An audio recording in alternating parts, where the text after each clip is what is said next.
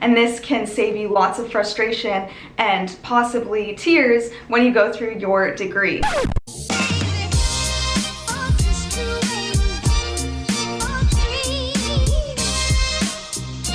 Hey guys, welcome back to my channel, the best place to build your tech career and have fun along the way. I'm Liz, and today I wanted to share my regrets as a computer science student. I graduated in May 2020 as a double major in computer science and math, and now I'm in graduate school for computer science. I wanted to share what I wish I knew before computer science and some of the computer science student mistakes that I've made. So if you are interested in studying computer science in the best and easiest possible way, just keep watching.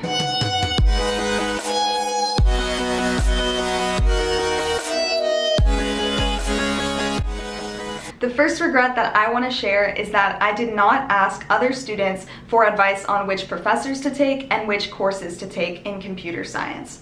I know for me it makes a huge impact what kind of teaching style a professor has, or if students like that professor. You can always go on ratemyprofessors.com if you can't ask other students, but I find that other students can give you a real perspective on who is the best to take and who you might want to avoid. And this can save you lots of frustration and possibly tears when you go through your degree. Now, for your first semester of school, you don't get much say into the courses or the professors you have. So your first semester is your opportunity to try to make friends with other people in your major and get connected with different clubs that can help you connect with those older students who have a better perspective on the professors and the courses. A lot of times those students will let you know if courses are usually offered only in the spring or only in the fall, and that can help you plan your schedule. And also those students may know if certain courses use specific programming languages. And this is important because if you know that you have to take 3 courses in Java,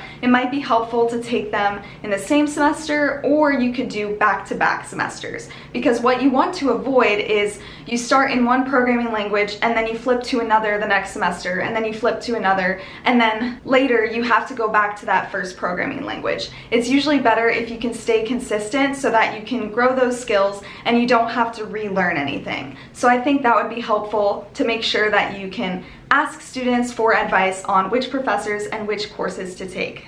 The second regret that I have is not focusing enough on data structures and algorithms. Data structures and algorithms are very integral in computer science, and they are often what you will be interviewed on for when you want to get a job later on. And obviously that can be the goal of getting a computer science degree or going through a computer science boot camp, is you want to be able to get a high-paying job at the end of it. So in my experience, I have worked as a software engineer before, and I have gone through multiple technical interviews, and they definitely focus on data structures and algorithms. So I would say whether you're taking that course now or in the future, or you've already taken the course, I would dedicate extra time to solidifying that and doing practice problems and questions on data structures and algorithms.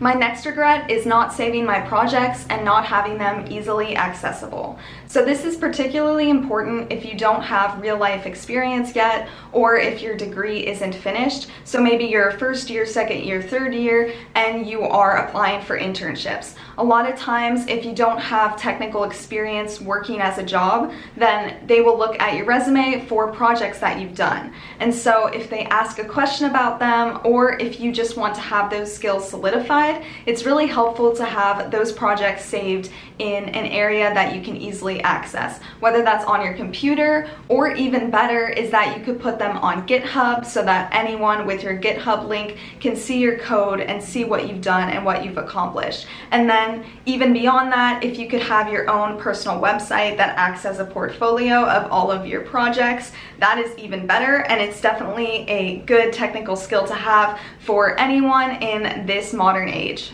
My next biggest regret is that I did not get internships early. Now, freshman and sophomore year, I did apply here and there, and even if you don't get something until your junior or senior year, I highly encourage you to go through the process of applying to things because that will get you a lot of experience. But it is important to take this seriously because the field of computer science is so vast There are so many different things you can explore and go into, so it's helpful to try to go for an internship to explore an area of interest further. That way you know, oh hey, I actually do want to focus my career on this and continue on this path. Or, okay, I tried this, it didn't work for me. The next internship, I can try something else. So for example, if you do a degree in computer science, you could go into mobile app development, video game design, you could go into web development, you could go into artificial intelligence, you could go into data science. And all of these and more have specific internships for you to get a taste of what that job would really be like. There are so many benefits of getting an internship during college, and a lot of times big companies have programs specifically for college students, so that means that your chances of getting to secure them while in college are even higher. And so I know if you ever had a passion to work for NASA or for Google or for Tesla, there are definitely internship opportunities for college students just waiting for you to apply to them. And another sweet thing that I wanted to mention about internships is that they are the perfect sweet spot of time, usually 3 to 4 months and sometimes even shorter. So if for some reason you realize that this job is not for you and you don't actually see yourself doing this after college or in the future, it kind of gives you that out so that you're not signed into a year-long contract with this employer. So 3 to 4 months is a good amount of time where you can discover the company culture, figure out if this is a job that you actually enjoy doing or not so much, and you can, at the end of it, either decide, okay, I'm gonna try something different next time, or if you really enjoy the internship and you did really quality work, a lot of times they will offer you a full-time position upon graduation or a full-time position in the next coming years. So that is also important to keep in mind. And the last regret that I wanted to share with you is that I did not network enough as a computer science student. So I did network a little bit, but not as much as I could have. I joined different student clubs, and I actually have a video on clubs that you can join right now if you are in college. And the clubs that I was particularly involved in included ACM, which stands for the Association for Computing Machinery, and then I also was involved in the NC-WIT, and I'm still involved in it, National Center for Women and Information Technology. And a lot of times these groups also have Facebook groups where you can chat and ask questions and get information on something that you are passionate about, or maybe you're just curious about it.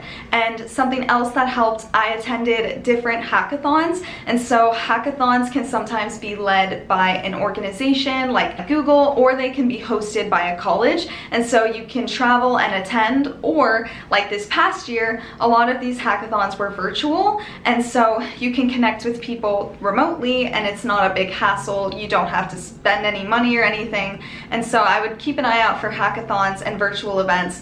Or if you join these clubs, a lot of times they will have guest speakers, and it's always good habit to get the email of a guest speaker, and you can always reach out and say, thank you so much for sharing your story. I am an up-and-coming computer science student and I would like to learn more about blank. So it's good to ask these people that you meet and stay connected with them, and then as you get into your computer science journey, like when you're sophomore, junior, senior, or even a freshman, if you make a LinkedIn profile, this can connect you with even more people and even more great connections in the industry. So LinkedIn acts as a professional version of Facebook where you can share your experiences and projects that you're working on, as well as your academic accomplishments and achievements, and you can connect with other people who are in the same industry, or people who go to your school, or people that are in the jobs that you want to be in. And so you can follow up with different people, different organizations, and ultimately LinkedIn can get you connected to your future dream job. So building and networking and utilizing those tools that I've mentioned is definitely going to pay off for your career path and for securing that high-paying job after you are done with your degree. That concludes this video, you guys. Thank you so much for watching. If you liked my advice, please let me know in the comments and subscribe for more content. I do upload videos on Tuesdays and Fridays, and a week from today, my video will be on my regrets as a math student. So stay tuned for that. And if you want to keep up with me on other social media, I do post pretty frequently on my Instagram at Liz_Victoria_YT, and I have that same username for my TikTok account. I am wishing you a wonderful, happy weekend, and I will see you very soon.